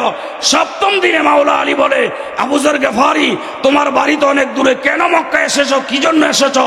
তখন আবু যর গেফারি বলেন, তুমি কসম করো নিজের সত্তার, আমি যে এই কথাটা জিজ্ঞাসা করব এইটা কারো কাছে বলবা না। মাওলা আলী বলে ঠিক আছে বলো কি কথা। কসম দিয়ে বললাম, নিজের সত্তার জানের কসম, নিজের হায়াতের কসম দিয়ে বললাম আমি এই কথা কাউকে বলবো না। আবু যর গেফারি তখন নিজের স্বপ্ন আর রাসূলে পাকের কথা খুলে বললেন। মাওলা আলী বলে ঠিক আছে, ওই লোককে আমি চিনি, ওই লোকের সাথে আমার সাক্ষাৎ হয়, আগামীকাল সকালে আমি ওই লোকের সাক্ষাতে যাব, তুমি আমার পিছনে পিছনে যাবা, সাবধান কেউ যেন না দেখে। আমি সামনে আটতে থাকবো, আমি যদি দাঁড়ায়া যাই পেশাবের ভান করে তুমিও পিছনে দাঁড়ায়া যাইবা, সামনে হাঁটবা না। ঠিক আছে, কথা মতো সকালে ফজরের পরে মাওলা আলী রওনা করলেন। আবু যর গেফারি 10-20 হাত দূর থেকে মাওলা আলীকে ফলো করে করে যাচ্ছেন। আমার রাসূলে পাকের হুজরায় চলে গেলেন, আবু যর গেফারিও গেলেন। রাসূলকে দেখে অস্থির হয়ে গেলেন। আবু যর গেফারি রাসূলে পাক সাল্লাল্লাহু আলাইহি ওয়াসাল্লামের কদম বুসি করলেন, হস্ত বুসি করলেন, মুবারক মাথার মধ্যে চুমু খাইলেন। খাওয়ার পরে নিজের কথা খুলে বললেন। বলার পরে রাসূলে পাক বললেন, হ্যাঁ আমি আবু যর গেফারি প্রমাণও চান নাই, দলিলও চান নাই, মুজিজাও দেখতে চান নাই, সরাসরি রাসূলের সাথে সাক্ষাৎ করে কিছু কথা শুনেই বলতে লাগলেন, ইয়া রাসূলুল্লাহ আমি ডাকাতের সর্দার, এখনো গেফার গোত্রে আমার সান্নিধ্যে হাজার হাজার মানুষ আমার আয়ত্তে ডাকাতি করে। ইয়া রাসূলুল্লাহ যেই দিন স্বপ্নে আমি আপনাকে দেখেছি, আমার মনে হচ্ছে আপনাকে দেখার আগেই আমার মালিক আমার অন্তরে হেদায়েতের নূর ঢেলে দিয়েছে। ইয়া রাসূলুল্লাহ আমি আর দেরি করতে চাই না, আমাকে পড়ায়া দেন লা ইলাহা ইল্লাল্লাহু মুহাম্মাদুর রাসূলুল্লাহ সাল্লাল্লাহু আলাইহি ওয়া আলিহি ওয়াসাল্লাম। হযরতে আবু যর গেফারি যখন তিনি কালিমা পড়লেন, মুসলমান হয়ে গেলেন, সাহাবিয়তের মর্যাদা লাভ করলেন। আমার নবী বলেন, আবু যর গেফারি তুমি এখন মুসলমান হয়েছ, আমার কাছে কিছুদিন থাকো, দ্বীন ও ইসলামের, কোরআনের, সুন্নাহর কিছু তালিম তুমি নাও, তালিম নিয়ে তারপরে তুমি তোমার দেশে চলে যাও। হযরতে আবু যর গেফারি বললেন, ইয়া রাসূলুল্লাহ আমি যে মুসলমান হয়েছি, আমার মন চাচ্ছে এই দাওয়াতটা কাবা শরীফের সামনে সবার কাছে তুলে ধরি। আমার নবী বললেন, না আবু যর গেফারি এই মুহূর্তে বলা যাবে না। আবু যর গেফারি বললেন, ইয়া রাসূলুল্লাহ আমি যদি প্রকাশ্যে দাওয়াত না দেই তাহলে আমার মন স্থির হবে না। তিনি একদিন বাহির হয়ে গেলেন, কাবা শরীফের সামনে কুরাইশরা মিটিং করতেছিল, কাফের কুফাররা। সেখানে গিয়ে বললেন, এই কুরাইশরা, এই কাফেররা শোনো, তোমরা আল্লাহকে এক হিসাবে মেনে নাও আর মুহাম্মদ মুস্তাফাকে তোমাদের প্রতিবেশী দিনাকে রাসূল হিসাবে মেনে নাও, তাহলে তোমাদের জন্য জান্নাতের রাস্তা খোলা। এই কথা শুনে আবু যর গফারির উপরে বৃষ্টির মতো পাথর পড়তে লাগলো, আক্রমণ শুরু করলো, মারতে মারতে আধা করে ফেললো। এমত অবস্থায় রাসূলুল্লাহর চাচা হযরতে আব্বাস আসছেন, তার সাথে আবু যর গফারির আগে পরিচয় ছিল, কারণ গেফার গোত্রে দিয়া হযরতে আব্বাস যখন ব্যবসায় যাইতেন ওনাদের মহল্লার মধ্যে তিনি বিশ্রাম নিতেন, সেই সূত্রে পরিচয়। হযরতে আব্বাস এসে বললেন, এই কুরাইশরা, তোমরা এগুলো কি করছো? এই লোকটাকে কি তোমরা চিনো? আরে যদিও তিনি মুহাম্মদকে মেনে নিয়েছেন, এই লোক তো গেফার গোত্রের লোক, সেই গেফারি গোত্রের সর্দার। তোমরা তো শামে যাও, ইয়েমেনে যাও, সিরিয়ায় যাও, পারস্যে যাও, হিন্দুস্তানে যাও, যেখানে ব্যবসা করার কোন যাও, এই লোকের মহল্লা অতিক্রম করতে হয়। তোমরা যে এই লোককে এত অত্যাচার করলা, নির্যাতন করলা, তার বাড়ির সামনে দিয়ে তোমরা কিভাবে যাবে? এইটার প্রতিশোধ তো সে নিবে। তখন আবু যর গফারি দাঁড়ায় বললেন, হে আব্বাস, আমি কোনো প্রতিশোধ নিব না, যদি তারা আমার মুস্তাফার কালিমা পড়ে নাই আমি এগুলো দেখব না। তখন তাকে ছেড়ে দিল। হযরতে আব্বাস রাদিয়াল্লাহু তাআলা আনহু তিনার ঘরে নিয়ে গেলেন, নিয়ে গরম পানি করায়া, গোসল করায়া, খেজুর পাতা জ্বালায়া, ছাই মেখে রক্ত পড়া বন্ধ করে দিলেন, চিকিৎসা দিয়ে ছেড়ে দিলেন। তিনি মাওলা আলীর কাছে গেলেন, মাওলা আলী নিয়ে গেল রাসূল পাকের দরবারে। রাসূল পাক বললেন, আবু যর গফারি, তোমার একটা শুভ সংবাদ দেই। বলতেছে, কেন? বলে, আমার ইন্তেকালের পরে তুমি মদিনা শরীফের মধ্যে কিছুদিন থাকবা, এরপরে আর থাকবা না।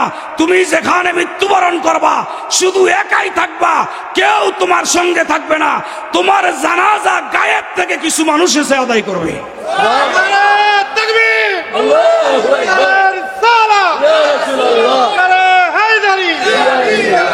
আবু যর গফারি সেই দিন থেকে মনে মনে নিয়ত করছে, আমার অবস্থা যত এইরকম হবে তাহলে আমি কোনোদিন ঘর বানবো না।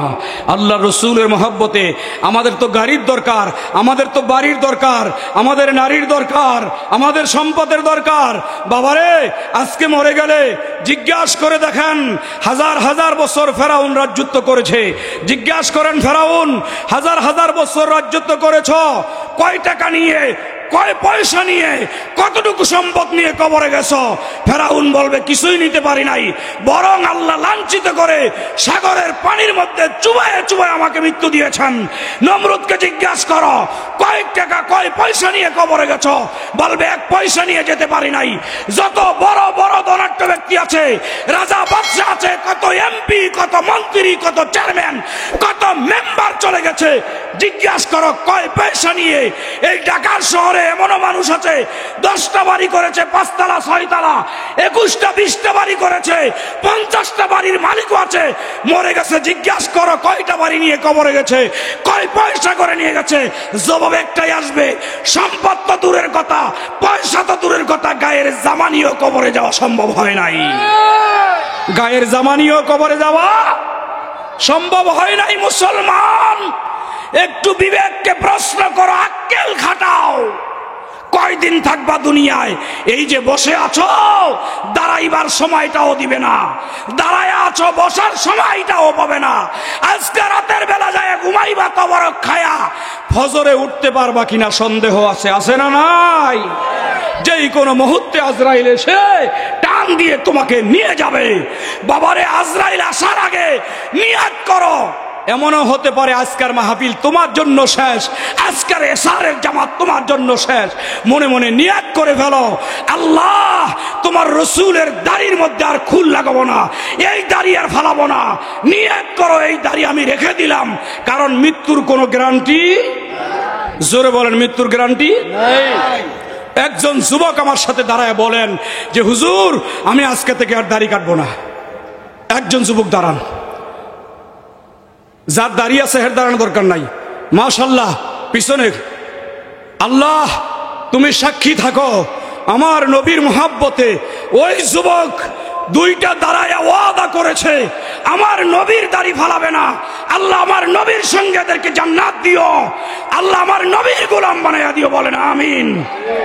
এখন থেকে তওবা করেন বাবা, তওবা করেন।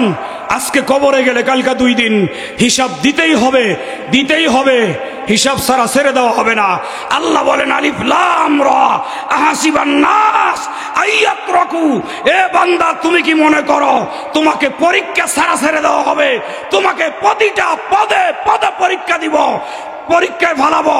কাউকে সম্পদ দিয়ে পরীক্ষায় ফেলাবো, কারো কাছ থেকে সম্পদ নিয়ে পরীক্ষায় ফেলাবো, কাউরে বেশি খাওয়ায় পরীক্ষায় ফেলাবো, কাউরে কম খাওয়ায় পরীক্ষায় ফেলাবো, কাউরে গাড়ির নিচে ফেলাইয়া দিয়ে পরীক্ষা দেওয়ামু। যদি পরীক্ষায় পাশ করে আসতে পারস তাহলে কবরেও শান্তি, হাসরে মিজানে পুলসিরাতে শান্তি আছে না নাই? কথা বলেন না, আছে না নাই? সেই বরকতময় মালিকের বন্ধু মুস্তাফাকে যদি মানার মতো মেনে নিতে পারো, যেইভাবে আবু বকর মানে, যেইভাবে উমর মানে, যেইভাবে উসমান মানে, যেইভাবে মাওলা আলী মেনেছে, যেইভাবে তালহা জুবায়ের, যেইভাবে সাহাবায়ে কেরাম, যেইভাবে আহলে বাইত রাসূল, যেইভাবে তাবিনরা আমার নবীকে মেনে নিয়েছে, যেইভাবে আব্দুল কাদের জিলানী মেনেছেন, যেইভাবে মঈনুদ্দিন চিশতি মেনেছেন, যেইভাবে বহাউদ্দিন নকশবন্দি মেনেছেন, মুজাদ্দিদ আল ফিসানি মেনেছেন, নিজামউদ্দিন বখতিয়ার দাদা গঞ্জবাস আলী হাজবেরি, শরফুদ্দিন বোয়ালি কলন্দর, নসিরউদ্দিন চিরাগে দেহলভি, শাহজালাল, শাহফরান, শাহ মোহসেন, শাহ বদর, শাহ মিসকিন, শাহ আমানত, শাহ আলী বাগদাদি, গোলাপ শাহ, বাহার শাহ, যেইভাবে আউলিয়ায়ে কেরাম নবীকে মেনে নিয়েছেন, এইভাবে যদি মেনে নিতে পারো, আল্লাহর কসম অন্তরে যদি নবীকে ঢুকাইয়া দিতে পারো, কবরে যাইতে দেরি হবে। বিসমিল্লাহি ওয়া আলা মিল্লাতি রাসূলিল্লাহ বলে তোর দেহটাকে কবরে রাখতে দেরি হবে, আমার নবী তোর দেহ কোলে নিতে দেরি করবে না। দরকার আছে না নাই? কি বলেন, দরকার নাই? তো আজকার যুবকরা যেই মাহফিল সাজাইছে, এই মাহফিলে আপনারা খুশি না বেজার? তো বলতেছিলাম আবু যর গফারি, আবু যর, রাসূল যখন বলছে তোমার মৃত্যু হবে একা একা, কেউ থাকবে না তোমার পাশে, আবু যর গফারি এই কথা শুনে জিন্দেগিতে থাকার জন্য আর ঘর উঠায় নাই, ঘর তৈরি করে নাই, সম্পদ জোড়ায় নাই। মসজিদে নববীর বারিন্দার মধ্যে হাইলে সুফা এখনো হাজিরা গেলে দেখে একটু উঁচা জায়গা আছে রাসূলের পাকের রওজা শরীফের পাশে, উত্তর দিক দিয়া ওই জায়গাটুকু উঁচা করে রাখছে। সেইখানে 400 সাহাবী, মতান্তরে 800 সাহাবী বাড়িঘর করেন নাই, মসজিদের বারান্দায় থাকতো। ওখানে আল্লাহর রাস্তায় কেউ হাদিয়া দিলে খাইতো, না খাইলে না পাইলে না খাইয়াই থাকতো। এমনও সময় গেছে এক সাহাবী 1 মাস 1.5 মাস না খায়া কাটায়া দিছে। জিজ্ঞেস করছে না খায়া কেমনে কাটাও, না খায়া থাকো কেন? বলছে আমরা দুনিয়া চাই না, আখিরাত চাই। যখন কেউ হাদিয়া দিতেন তখন খাইতেন। এক সময় তো এমন অবস্থা হয়ে গেছে, আবু হুরায়রার মতো সাহাবী 70 দিন না খায়া রয়েছে। 70 দিন। কয়দিন আপনারা না খায়া রয়েছেন? মুখে মুখে বলেন আমরা রাসূলরে ভালোবাসি, মুখে মুখে বলেন আমরা আল্লাহরে মানি, আসলে হুদা কেউ মানে না। আবু যর গফারি ওই বারিন্দায় থাকতেন, পাইলে খাইতেন, না পাইলে না খাইতেন। আবু হুরায়রা তো একবার 70 দিন না খায়া রয়েছে। হাদিসে পাক 70 দিন পরে আর খিদায় টিকতে পারে নাই, রাসূলের দরবারে গেছে, ইয়া রাসূলুল্লাহ 70 দিন কেউ হাদিয়া পাঠায় নাই, সব সাহাবীরা হুজুর না খায় আছে, আমি আর সহ্য করতে পারছি না। আমার নবী বলে, আবু হুরায়রা তুমি তো 70 দিন খাও না, আমি নবী আজকে 3 মাস খাই নাই। কতটা কষ্ট করেছে তোমাদের জন্য। যদি জিজ্ঞেস করি ইয়া রাসূলুল্লাহ কেন খান নাই, বলে শুধু উম্মতের চিন্তায় খাই নাই। যেই উম্মতের জন্য এত চিন্তা, এত দরদ নবীর অন্তরে, সেই নবীর মোহাব্বত থেকে রাস্তা ছেড়ে আজকে জুয়ার আড্ডায়, তাস খেলার আড্ডায়, আর গাঞ্জা মদের আড্ডায়, টেলিভিশনের আড্ডায় বসে সময় কাটাচ্ছ, বড় নারী নিয়ে সময় কাটাচ্ছ। মনে রাখবা মুসলমান, এই তাসের আড্ডা তোমাকে জাহান্নামের দরজায় নিবে, এই জুয়ার আড্ডা তোমাকে জাহান্নামের দরজায় নিবে, এই মদের আড্ডার গাঞ্জা গাঞ্জার আড্ডা তোমাকে জাহান্নামে দিবে।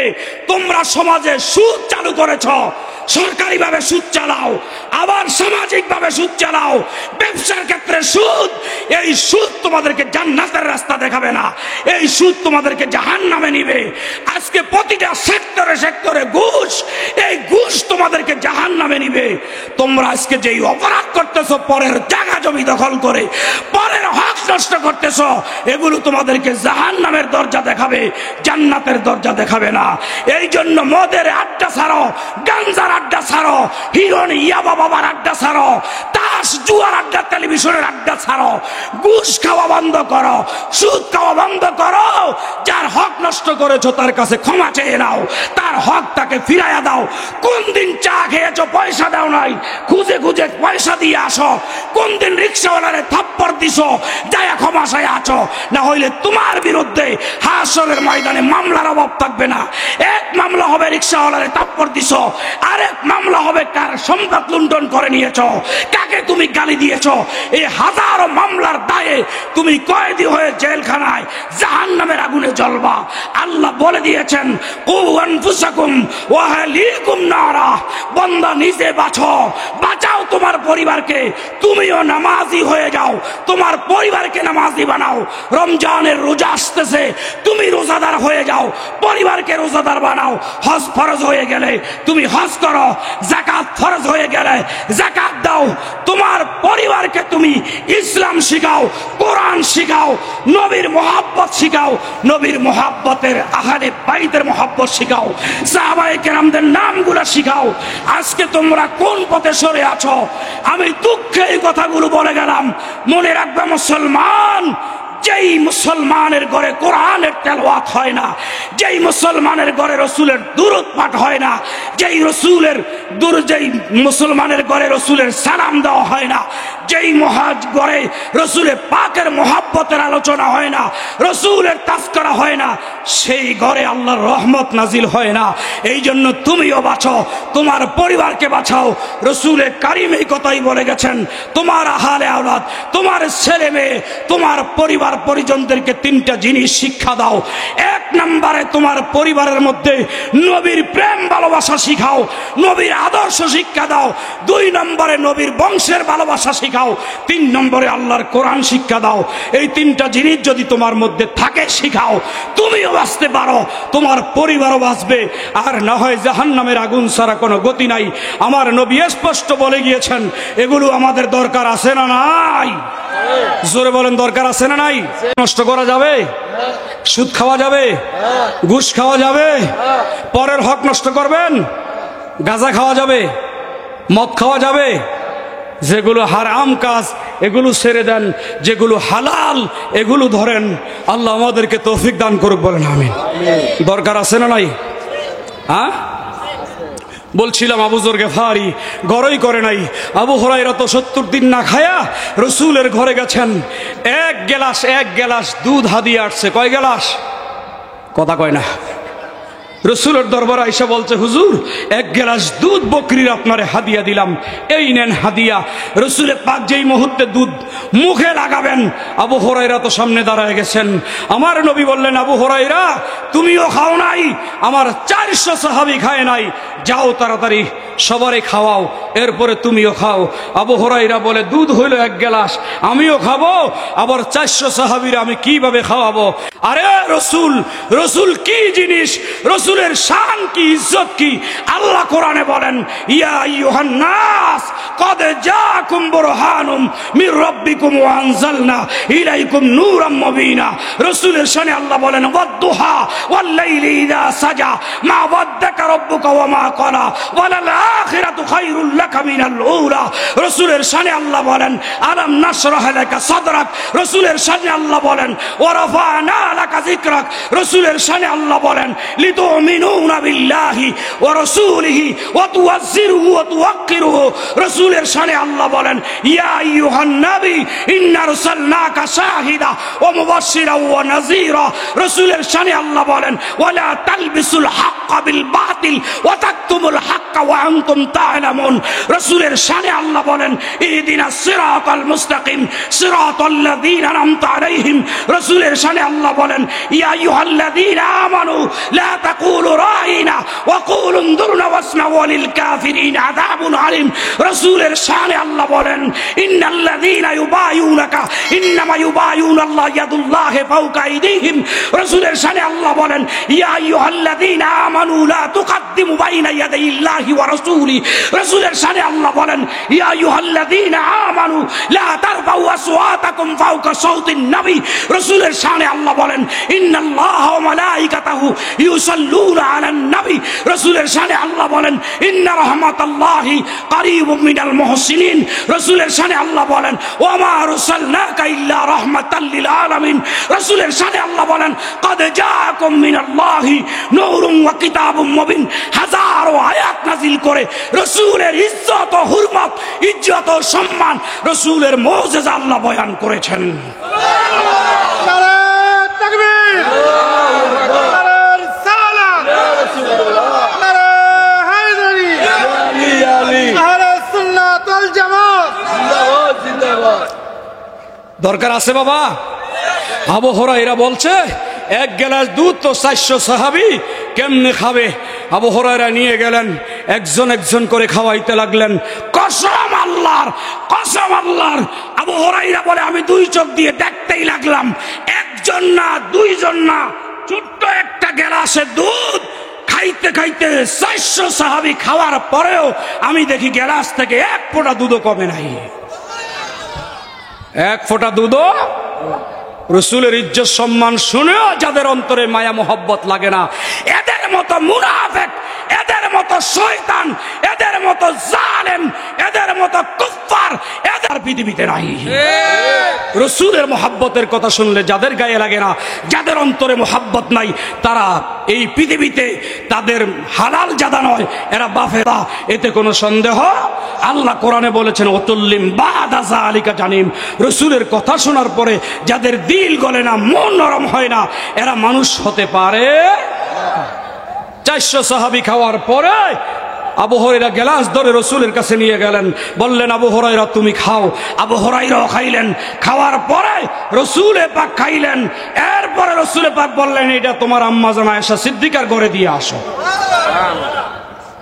তো যেই রাসূল হাতে ধরলে এক গ্লাস দুধ 400 সাহাবী খাইতে পারে, সেই রাসূলের হাতে বরকত আছে না নাই? আছে। কথা কন না আছে না নাই?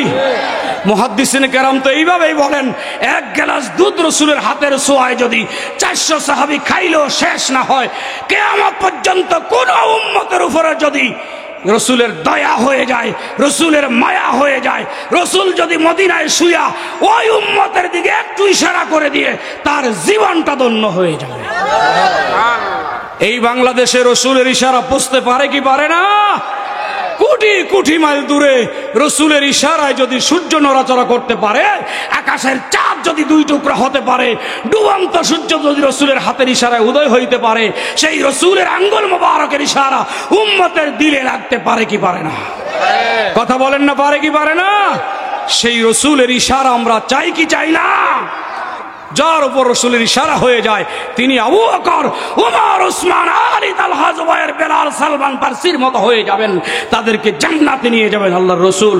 দরকার আছে না নাই? জোরে বলেন। তো সেই আবু যর গফারি এই কথা শুনে জীবনে বাড়ি করেন নাই। অবশেষে সাইয়্যিদনা আবু বকর সিদ্দিক, ওনার খেলাফত, এরপরে ফারুক আজম ওমর ইবনুল খাত্তাবের খেলাফত, তারপরে উসমান জিন্নুরাইনের খেলাফত, তারপরে মাওলা আলীর খেলাফত যখন চলতে লাগলো, তিনি ওখান থেকে মাওলা আলীর খেলাফত শেষ হওয়ার পরে তারপরে হযরত ইমামে হাসান আলাইহিস সালামের খেলাফত শেষ হওয়ার পরে তখন আবু যর গফারি রাদিয়াল্লাহু তাআলা আনহু পাকে পঞ্জাতন আর আহলে বাইতের মুহাব্বত বকে লালন করে তিনি পাহাড়ের চূড়ায় চলে গেছেন, আর মসজিদে নববীর বারিন্দা আসেন নাই। সেই পাহাড়ের চূড়ার মধ্যে ইন্তেকালের আগে তার স্ত্রীকে বলছেন, আজকে আমি ইন্তেকাল করব, আমাকে জানাজা দেওয়ার জন্য গায়েব থেকে লোক আসবে, আমার রাসূল বলে গেছে তুমি চিন্তা করবা না। তোমার যদি মনে চায় আমার ইন্তেকালের পরে কারো সাথে বিবাহ আসতে, আমি অনুমতি দিলাম, বসে যাও। আর যদি থেকে যাও এইভাবে হাসরের ময়দানে, তুমি আমার এখনো স্ত্রী, হাসরের ময়দানে আমার সাথে স্ত্রী হিসাবে জান্নাতে যাবে। আবু যর গফারি ইন্তেকাল করলেন। ইন্তেকালের আগে আফসোসটা হলো এরকম, ইয়া রাসূলুল্লাহ, এই মুহূর্তে আমি চলে যাব, আমি আপনার একটু দিদার চাই। দিদারে মুস্তাফার মাধ্যমে আবু যর গফারি গুহার মধ্যে ইন্তেকাল করলেন। হঠাৎ করে কাফেলা গায়েব থেকে আসল 70 থেকে 72 জন লোক এসে গেল।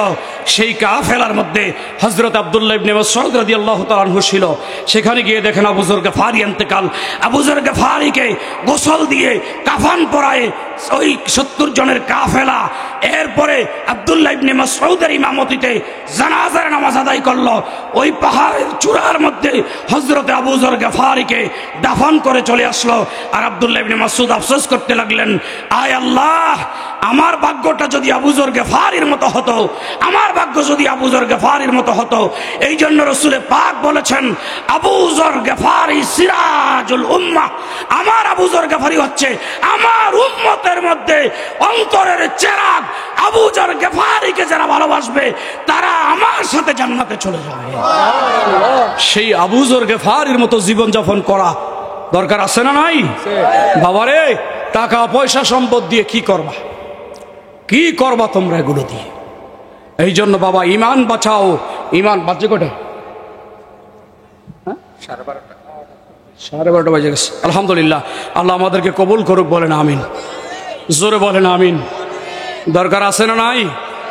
হ্যাঁ, আমি যে আয়াত তেলাওয়াত করেছি, হ্যাঁ, ওয়ালিল্লাহিল ইজ্জাতু ওয়া লিরাসূলিহি ওয়া লিল মুমিনিন ওয়ালাকিন্নাল মুনাফিকিনা লা ইয়ালামুন। আল্লাহ বলেন, ইজ্জত দিতে হলে আল্লাহকে দাও, ওয়ালির রাসূল ইজ্জত দিতে হলে নবীকে দাও, ওয়ালিল মুমিনিন ইজ্জত দিতে হলে ওলিদেরকে দাও। বলেন না সুবহানাল্লাহ। ওয়ালাকিন্নাল মুনাফিকিনা লা ইয়ালামুন। মুনাফিক যারা, তারা আল্লাহর ইজ্জত বোঝে না, রাসূলের ইজ্জত বোঝে না, ওলিদের ইজ্জত বোঝে না। আল্লাহ আমাদেরকে হেফাজত করুক, বলেন আমিন। কোরআনে আরেকটা তেলাওয়াত করেছি, ইন্না রাহমাতাল্লাহি কারীবুম মিনাল মুহসিনিন। আল্লাহ বলেছেন, নিশ্চয়ই আমি আল্লাহর রহমত আমার ওলিগণের কাছে বিদ্যমান থাকে। কোরআনে বলে, ওমা আরসালনাকা ইল্লা রাহমাতাল লিল আলামিন। আমি আমার নবীকে গোটা জগতের জন্য রহমত করে, কুল কায়নাতের জন্য রহমত করে পাঠাইছি। আমার রহমত হলো নবী, আর মুহসিন হলো ওলি। প্রত্যেকটা ওলি আল্লাহর কাছে আমার নবী বিদ্যমান, আমার নবীর মধ্যে আমি বিদ্যমান। আল্লাহ বলেন, আন-নাবিয়্যু আওলা বিল মুমিনিনা মিন আনফুসিহিম। প্রত্যেক মুমিন, প্রত্যেক ঈমানদারের দিলের কাছে আমার নবী বিদ্যমান। সেই নবীজিকে মহব্বত করা দরকার আছে না নাই? জোরে বলেন, দরকার আছে না নাই? আল্লাহ আমাদেরকে কবুল করুক, বলেন আমিন। জোরে বলেন আমিন। আহা, রাসূলকে দরকার, এতটা দরকার, এতটা দরকার। মানুষ যখন নৌকা ডুবে যায়, যখন জাহাজ ডুবে যায়, সাগরে ডুবন্ত মানুষ যেমন বাঁচার জন্য একটা বয়া খোঁজে, একটা মাধ্যম খোঁজে, ডুবন্ত সাগরে পানির সাঁতরানোর মতো ওই বিপদ থেকে উদ্ধার পাওয়ার জন্য একটা ভরসা খোঁজে। এই উম্মতের বাঁচার মতো ভরসার জায়গায় একটা নবী মুস্তাফার কদম, নবীর কদম এবং নবীর বংশের কদম, এছাড়া বাঁচার কোনো রাস্তা নাই। আল্লাহ আমাদেরকে কবুল করুক, বলেন আমিন। আমার বাবারা, নামাজ দরকার আছে না নাই? কথা কয় না? আছে। নামাজ দরকার আছে না? আছে। আল্লাহ বলেন, ওয়াকিমুস সালাতা ওয়া আতুজ যাকাহ। বান্দা নামাজ কায়েম করো, যাকাত আদায় করো। আল্লাহ বলে, ইন্নাস সালাতা তানহা আনিল ফাহশাই ওয়াল মুনকার। বান্দা নামাজ পড়ো, তো তোমার নামাজ তোমাকে সুদ থেকে বাঁচাবে, তোমাকে খারাপি থেকে, গাঁজা থেকে, পরের হক নষ্ট করা থেকে, ঘুষ খাওয়া থেকে, সমস্ত খারাপি, সমস্ত হারাম, সমস্ত গুনাহ থেকে, সমস্ত ফাহেশা অশ্লীল কাজ থেকে তোমার নামাজ তোমাকে বাঁচাবে। বলেন না সুবহানাল্লাহ। এই আয়াতের ব্যাখ্যা বহু আছে, তাফসীরের মধ্যে দেখেছি। ছোট্ট একটা কথা বলি, আমি আলোচনা শেষ করছি, মনোযোগ। ওমর রাদিয়াল্লাহু তাআলা আনহুর যুগে একটা ছেলে একটা মেয়েকে ভালোবাসতেন। তাফসীরের মধ্যে এই আয়াতের ব্যাখ্যায় কথাটা লেখা। উমরের যুগে একটা ছেলে একটা মেয়েকে ভালোবাসতেন, প্রতি রাত দরজায় নক করতেন, খটখটানি করতেন, আওয়াজ দিতেন। মেয়েটা ভিতর থেকে আওয়াজ দিত, ভাই অশ্লীল কাজ থেকে, ফাহেশা কাজ থেকে, খারাপ কাজ থেকে বেঁচে থাকো। ছেলেটা কোনো মুহূর্তেই মানে না, বলে আমি তোমাকে বিবাহ করবই। মেয়েটা দেখেন, এই মেয়ে এই যুগে পাওয়া যায় না। মেয়েটা শর্ত দিলেন, তুমি যদি আমাকে বিবাহ করতে হয় আমি তোমার কাছে বিবাহ বসতে রাজি আছি, তবে আমার একটা শর্ত তোমার মেনে নিতে হবে। কি শর্ত? বলে 40 দিন হযরতে ওমরের পিছনে 5 ওয়াক্ত নামাজ আদায় করতে হবে। কি শর্ত দিছেন? 40 ওয়াক্ত। হাহা, এই জন্য বলা হয় যেই ঘরে বাবা মা ভালো সেই ঘরে সন্তানও ভালো হয়। 40 ওয়াক্ত নামাজ পড়ো। তিনি চলে গেলেন 1 ওয়াক্ত, 2 ওয়াক্ত, 3 ওয়াক্ত, 1 দিন, 2 দিন, 3 দিন, 40 দিন 5 ওয়াক্ত নামাজ উমরের পিছনে পড়তে লাগলেন। 40 দিন গেছে, আর সেই মেয়ের কথা তার মনে নাই। তিনি নামাজ পড়তেছেন পড়তেছেন পড়তেছেন, 2.5 বছর হয়ে গেছে। পড়তেছেন পড়তেছেন, 3.5 বছর হয়ে গেছে। হঠাৎ করে 3.5 বছর পরে মেয়ের কথা মনে হয়েছে। তিনি গেছেন, মেয়ের বাড়িতে গিয়ে দেখছেন মেয়েরও বিয়ে হয়েছে, বাচ্চাও আছে কোলে। এখন মেয়ে বলল, ভাই তোমাকে তো আমি 40 দিনের জন্য বলেছিলাম, তুমি আসো নাই কেন? যুবক জবাব দিলেন, শোনো, আমি তো ওয়াদা করে গেছিলাম তোমার সাথে, তোমাকে আমি বিবাহ করব, তুমি শর্ত দিয়েছ উমরের পিছনে 40 ওয়াক্ত নামাজ, 40 দিন 5 ওয়াক্ত নামাজ পড়ব। আমি এই 40 দিন নামাজ পড়তে করতে আমি তো তোমার আশিক ছিলাম, তুমি আমার মাশুক ছিলা, তোমার প্রেমে পাগল ছিলাম। কিন্তু আমি যখন নামাজে দাঁড়াইছি, আমি এই জগতের শ্রেষ্ঠ মাশুক পেয়ে গেছি। ওই মাশুক পাওয়ার পরে আর তোমার কথা আমার মনে নাই। তাহলে দিলকে খালেস করে নামাজ পড়লে নামাজ এই দিকে নিয়ে যায়। বলে এই মাশুক কেমন? যুবক জবাব দিলেন, সেই মাশুককে আমি এখনো দেখি নাই, তবে আশা আছে। ইন্নাল্লাযীনা আমানু ওয়া আমিলুস সলিহাত, আশা আছে, আমি মাশুককে দেখি নাই, কিন্তু মাশুকের সাথে অচিরেই আমার মুলাকাত হবে। বলে সেই মাশুককে? কয় সেই মাশুক আমার মহান আল্লাহ। বলেন তাহলে নামাজে খারাপ কাজ থেকে ফিরাইতে পারে কি পারে না? বলেন না, পারে কি পারে না? কিন্তু নামাজটা হতে হবে কালবে হুজুরি। কালবে হুজুরি, নামাজে দাঁড়ায় খেয়াল কোথাও থাকবে না। আল্লাহ আমাদেরকে কবুল করুক, বলেন আমিন। নামাজ পড়া দরকার আছে, পড়বেন তো নামাজ ইনশাল্লাহ। আল্লাহ প্রত্যেককে নামাজ পড়ার তৌফিক দিও। হাদিসে পাকে আছে, ক্বালা রাসূলুল্লাহ সাল্লাল্লাহু আলাইহি ওয়া আলিহি ওয়াসাল্লাম, মান হাফিজা আলাস সালাহ আকরামাহুল্লাহু বিখামসি খিসাল ইয়ারফাউ আনহু দিকাল মাউত ওয়া আযাবাল কবর ওয়া ইউতিয়াল্লাহু বিয়ামিনিহি ওয়া ইয়ামুরু আলাস সিরাতি কাল বারখ ওয়া ইউদখিলুহুল জান্নাতা বিগাইরি হিসাব। রাহু আহমদ।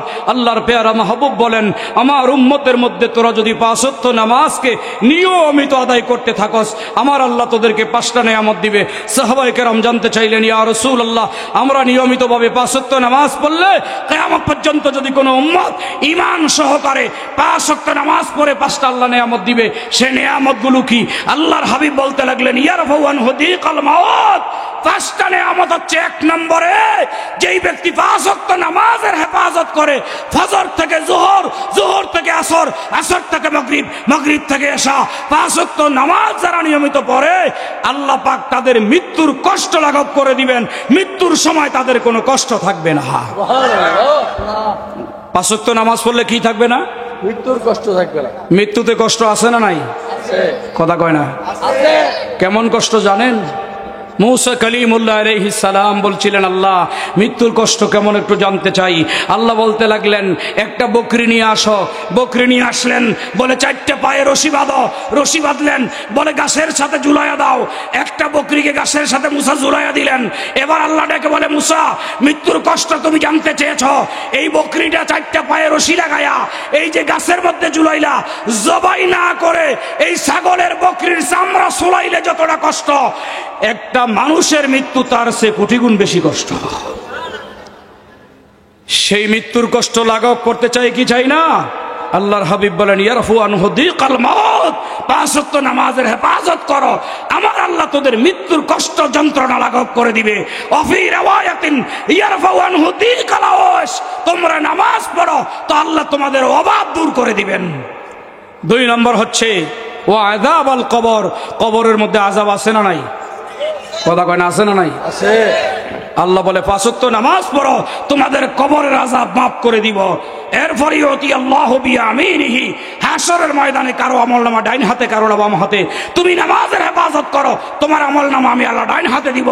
ও এরপরে বলে ওয়া মুরু আলা সিরাতে কাল বারক, তুমি নামাজ পড়ো 5 ওয়াক্ত, তোমাকে বিজলির চেয়ে দ্রুত গতিতে আমি পুলসিরাত পার করাবো।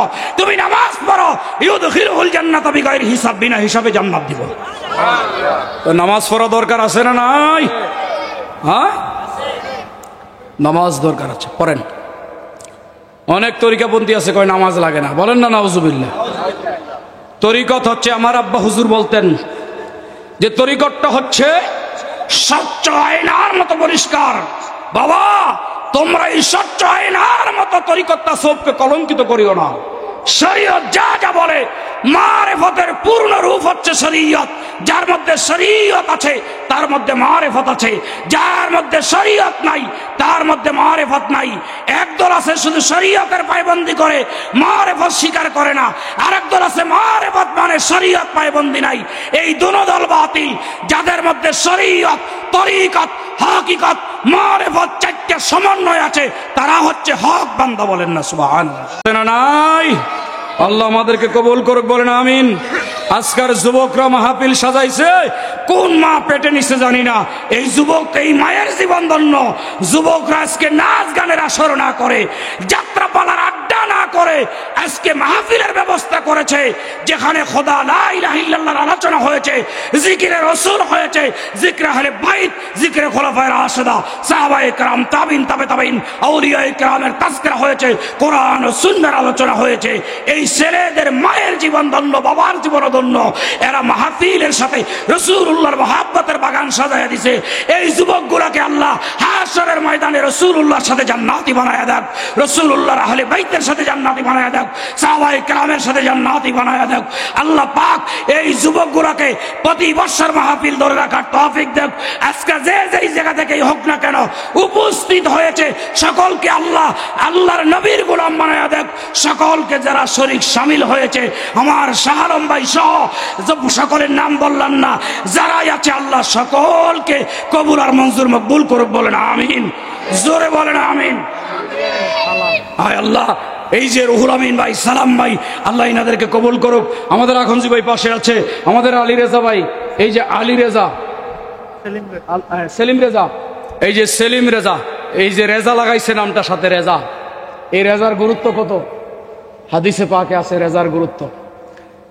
আল্লাহর হাবিব বলেছে, যার নামের সাথে রেজা থাকে তিনি সন্তুষ্ট হয়ে আল্লাহর জান্নাতে চলে যাবেন। রেজা, হাদিসে পাকে রেজা শব্দটা আছে। রেজা শব্দ কারা লাগায়? আমার নবীর বংশের সাথে রেজা শব্দ আছে। আমার নবীর বংশের সাথে এই রেজা শব্দ সেখান থেকে আসছে। ইমামে আলী রেজা, ইমামে আলী রেজা আমার নবীর বংশ। এই রেজা শব্দটা একটা মজবুত শব্দ, এটা নবীর প্রেমের একটা নিশানা। রেজা, আল্লাহ পাক ভাইজানকে কবুল করুক, বলেন আমিন। সমস্ত ফিতনা থেকে আমাদেরকে হেফাজত করুক, জোরে বলেন আমিন। তাহলে আমরা ইসলামের নিয়ম নীতি মানবো তো ইনশাআল্লাহ, নাকি মানবো না? জানবো নবীর দরকার দরকার দরকার দরকার, এই বলে আমি শেষ করতে চাচ্ছি। আমার আলোচনার ধরন ধারণ, বচন ভঙ্গিমা যদি কারো কাছে খারাপ লেগে থাকে তাহলে আল্লাহর রাস্তায় ক্ষমা চাই, মাফ করে দিয়েন। যা বলেছি সত্য কথা বলেছি, মিথ্যা বলি নাই।